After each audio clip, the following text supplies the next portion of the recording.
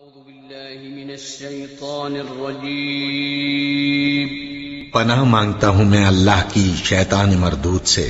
بسم الله الرحمن الرحيم شروع اللہ کا نام لے کر جو بڑا مہربان نہایت رحم والا ہے۔ اعوذ باللہ من الشیطان الرجیم بسم اللہ الرحمن الرحیم لعن الذين كفروا من بني إسرائيل على لسان داود وعيسى ابن مريم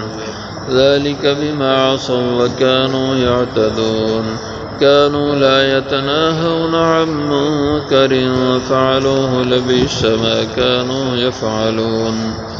ترى كثيرا منهم يتولون الذين كفروا لبئس ما قدمت لهم أنفسهم أن سخط الله عليهم وفي العذاب هم خالدون ولو كانوا يؤمنون بالله والنبي وما أنزل إليه ما اتخذوهم أولياء ولكن كثيرا منهم فاسقون لتجدن أشد الناس عداوة للذين آمنوا اليهود والذين أشركوا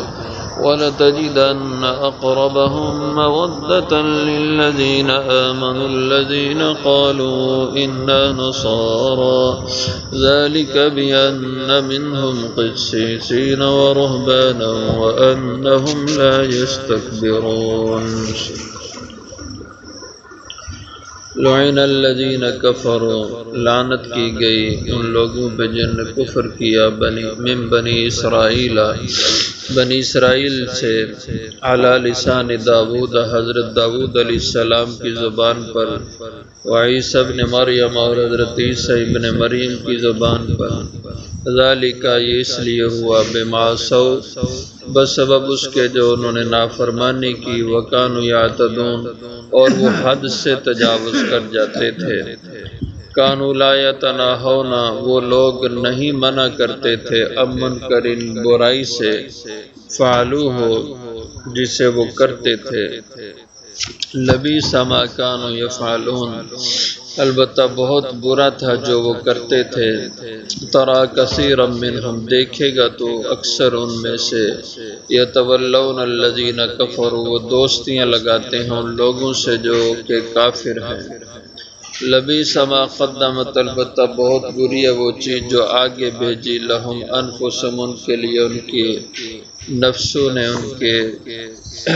خواہشات نے ان سخط اللہ علیہم یہ کہ ناراضگی ہوئی اللہ کی ان پر وفی العذاب ہم خالدون اور عذاب آخرت میں وہ ہمیشہ رہیں گے ولو کانوا یؤمنون باللہ اور اگر وہ ہوتے ایمان لاتے اللہ کی ذات پر والنبی اور اللہ کے نبی پر وما انزل الیہ اور جو کچھ ان کی طرف اتاری گئی متخذوہم اولیاء تو نہ بناتے یہ انہیں دوست ولکن کثیرا منہم فاسقون اور لیکن اکثر ان میں سے نافرمانی کرنے والے ہیں لتجدن اشد الناس البتہ ضرور پائے گا تو سب سے زیادہ سخت لوگوں میں سے عداوتاً دشمنی کے لحاظ سے للذین آمنوا ایمان والوں کے حق میں الیہود یہودیوں کو والذین اشرکوا اور مشرکوں کو ولتجدن البتہ ضرور پائے گا تو اقربہم مودتاً ان کے زیادہ قریب دوستی کے لحاظ سے للذین آمنوا ان لوگوں کے حق میں جو ایمان لائے الذین قالوا وہ لوگ ہوں گے جنہوں نے کہا انا نصارى کہ بے شک ہم عیسائی ہیں ذالک بأن منہم یہ اس لیے کہ بے شک ان میں سے کچھ لوگ قسیسین علماء ہیں ورہبانا اور فقیر درویش لوگ ہیں وانہم لا یستکبرون اور بے شک وہ تکبر نہیں کرتے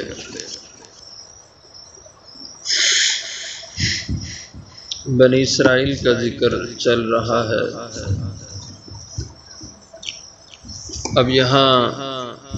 ان میں جو لوگ برائی کی راہ پر چلنے والے تھے ان کے لیے جو اللہ کی طرف سے عذاب کی شکل بنی، اللہ کی لعنت ہوئی، اس کا بیان ہوتا ہے۔ فرمایا لعن الذین کفروا من بنی اسرائیل، لعنت کی گئی ان لوگوں پر جنہوں نے کفر کیا بنی اسرائیل میں سے، یعنی ان یہودیوں میں جو ان کے بڑے تھے، آبا و اجداد تھے، باپ دادا تھے، انہوں نے جب اللہ کی نافرمانیاں کی، وقت کے نبی کی مخالفت کی، تو اللہ کی پھٹکار اور لعنت ان پر ہوئی۔ پہلے ان پر لعنت کی گئی علی لسان داؤد، حضرت داؤد علیہ السلام کی زبان پر، آپ نے اپنی زبان سے ان پر لعنت کی۔ حضرت داؤد علیہ السلام کی لعنت کیسے ہوئی؟ آپ کے زمانے میں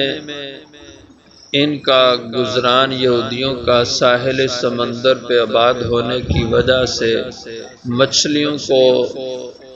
شکار کر کے بیچنے پر ان کا گزارا تھا، اور ان کے لیے پابندی تھی کہ ہفتے کا عبادت کا دن ہے،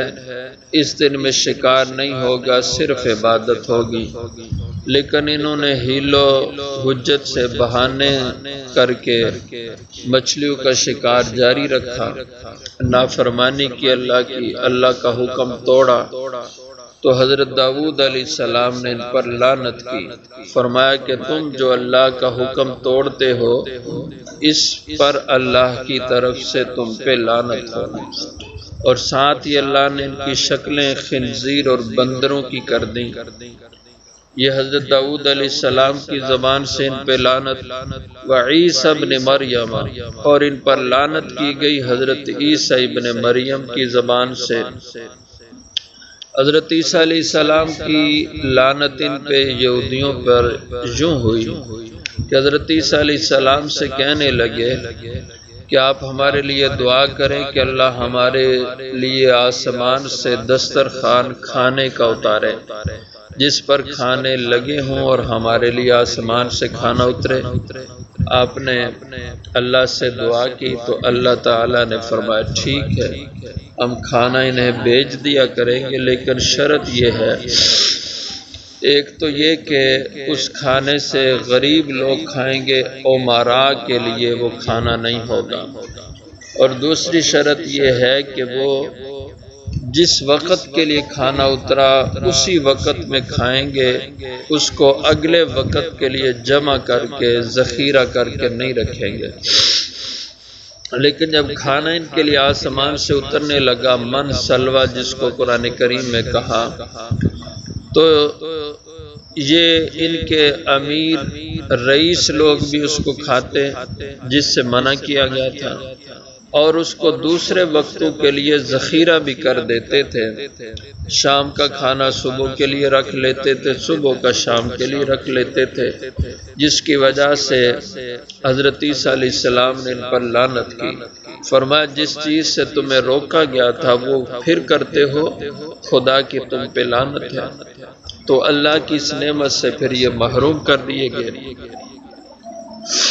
تو ان پر لعنت کی گئی حضرت داؤد کی زبان سے، حضرت عیسیٰ علیہ السلام کی زبان سے۔ ذالک بما عصوا وکانوا،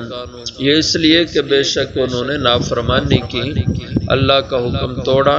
وکانوا یعتدون، اور یہ لوگ اللہ کے حکموں کے معاملے میں حد سے تجاوز کر جاتے تھے۔ اور برائی ان میں یہ تھی، کانوا لا یتناہون عن منکر، کہ یہ نہیں روکتے تھے، منع نہیں کرتے تھے اوروں کو برائی سے، منکر گناہ، برائی، بدی، فعلوہ جس سے یہ کر جاتے تھے،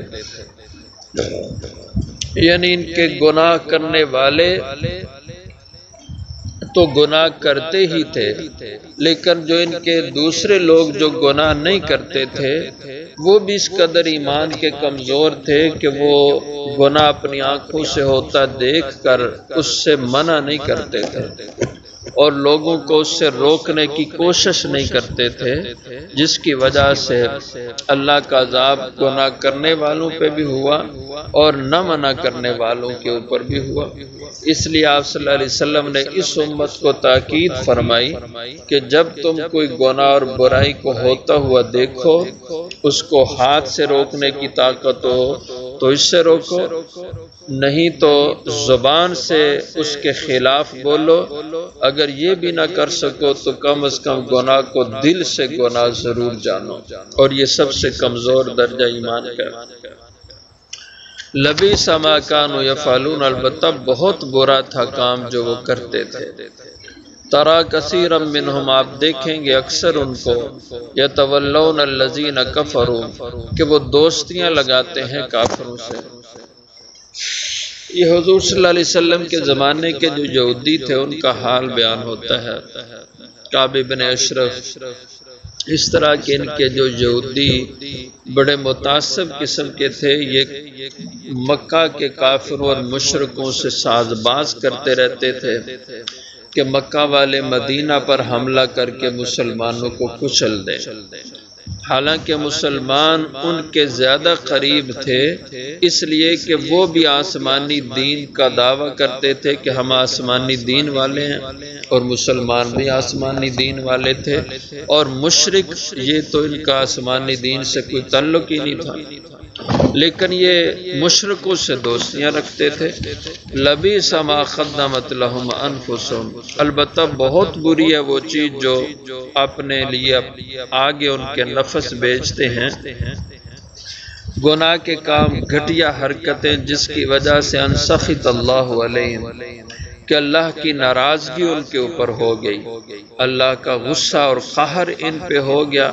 کہ یہ لوگ کافروں سے دوستیاں کرتے ہیں مسلمانوں کے خلاف۔ یہ تو دنیا میں اللہ کی ناراضگی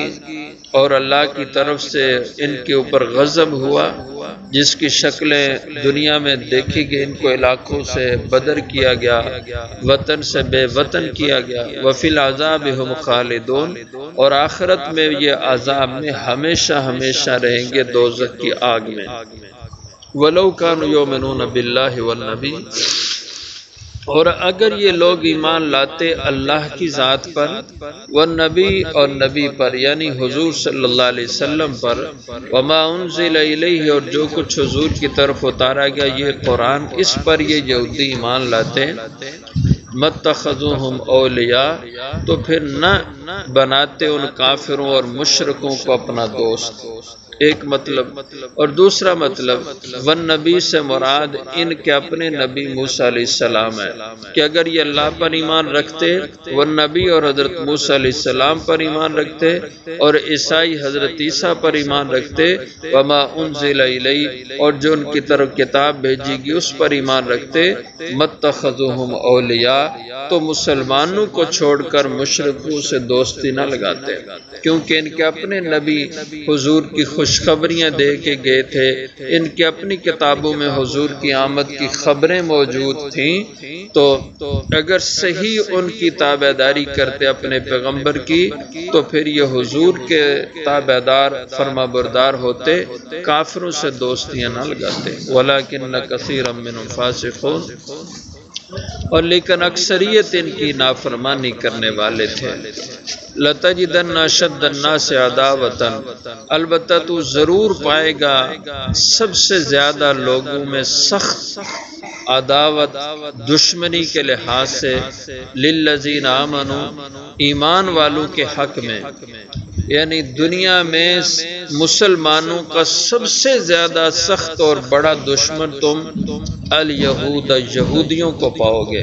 کہ یہ مسلمانوں کے سب سے بڑے دشمن ہیں۔ اور یہ اس زمانے میں بھی ایسا ہی تھا، حضور کے زمانے میں، کہ یہودی سب سے زیادہ مسلمانوں سے دشمنی رکھتے ہیں، اور اس کے بعد کی تاریخ عالم میں بھی یہ ہوتا رہا، اور آج کے دور میں بھی سب سے زیادہ جو مسلمان کا دشمن ہے وہ یہودی ہے، اور عیسائی کو بھی یہودی مسلمان کے خلاف استعمال کر رہا ہے، اور اسی طرح جو آج کے مشرک ہیں ہندوستان کے، ان کے پیچھے بھی یہودیوں کا دماغ کام کرتا ہے۔ یہ بہت ذہین قوم ہے یہودی، اور بڑی ضدی قوم ہے، اور بہت منصوبہ ساز قوم ہے یہ، اور اپنی ذہانت سے بہت لمبے لمبے منصوبے بناتے ہیں، اور اسی کی وجہ سے یہ دنیا پہ حکمرانی کرتے ہیں۔ آج عملی طور پر دنیا میں بہت تھوڑی تعداد میں ہو کر کے یہ دنیا کی بڑی سلطنتوں پہ یہ غالب ہے۔ امریکہ اس کی پالیسیاں ان کے ہاتھ میں، اور برطانیہ کی پالیسیاں ان کے ہاتھ میں، روس کی پالیسیاں ان کے ہاتھ میں، اور اسی طرح بڑے بڑے یورپ کے ممالک ان کی پالیسیاں ان کے ہاتھ میں ہیں، ان کی اقتصادیات و معاشیات پہ ان کا قبضہ ہے، اور یہ اسی بنیاد پہ مسلمانوں کے خلاف پوری دنیا کی دولت کو اور دنیا کی طاقت کو مسلمان کے خلاف استعمال کر رہے ہیں۔ تو فرمایا کہ سب سے زیادہ سخت عداوت میں مسلمانوں کے حق میں الیہود یہودی ہیں، والذین اشرکوا، اور یہودیوں کے بعد پھر وہ لوگ ہیں جو مشرک ہیں، بت پرست ہیں، یہ مسلمانوں کے سب سے زیادہ دشمن ہیں۔ آج دیکھ لیں مسلمانوں کا کتنا قتل عام کر رہے ہیں یہ بت پرست انڈیا کے، اور اسی طرح جو بت پرست ہیں برما کے بت پرست ہیں، نیپال کے بت پرست ہیں، اس بر صغیر کے ان خطوں میں جو مختلف جگہوں پہ یہ بڈسٹ ہیں، بت پرست طبقہ، یہ مسلمانوں سے انتہا درجے کی دشمنی رکھتا ہے، اور آئے روز اس کا اظہار واقعات کی شکل میں ہوتا رہتا ہے۔ وَلَتَجِدَنَّ أَقْرَبَهُمْ مَوَدَّةً، البتہ تم ضرور پاؤ گے ان مسلمانوں کے حق میں سب سے زیادہ قریب دوستی میں، لِلَّذِينَ آمَنُوا، ایمان والوں کے لیے، الَّذِينَ ان لوگوں کو، قَالُوا إِنَّا نَصَارَىٰ، جنہوں نے کہا کہ بے شک ہم عیسائی ہیں، یعنی یہودیوں کے مقابلے میں مسلمانوں سے جو قربت کا تعلق، محبت کا تعلق رکھتے ہیں، یہ عیسائیوں کا ایک خاص طبقہ ہے، مطلقاً سب عیسائی مراد نہیں ہے، اور یہ جہاں جن عیسائیوں کا یہاں ذکر کیا ہے جو مسلمانوں سے دوستی رکھنے والے تھے، یہ حبشہ کے عیسائیوں کا بیان ہے، جو بادشاہ نجاشی تھا اور اس کے ملک کے جو عیسائی تھے ان کی تعریف کی گئی ہے کہ یہ مسلمانوں سے محبت کرتے ہیں، اور ایسا ہی تھا، مسلمان ہجرت کر کے حبشہ گئے تھے تو یہ باوجود کہ عیسائی تھے اور مشرک بت پرست مسلمانوں کے خلاف ان کے پاس گئے تھے، لیکن انہوں نے مسلمانوں کی حمایت اور ان کی مدد کی، اور مشرکوں کو نامراد واپس مکہ کی طرف بھیج دیا تھا۔ اور یہ کیوں ایسا ہے؟ ذالک بأن منہم قسیسین، اس لیے کہ بے شک ان حبشہ کے عیسائیوں میں قسیسین بڑے اہل علم علماء ہیں، ورہبانا بڑے درویش لوگ ہیں، بڑے نیک لوگ ہیں ان میں، وَأَنَّهُمْ لَا يَسْتَكْبِرُونَ، اور بے شک وہ لوگ ایسے ہیں جن میں تکبر نہیں ہے،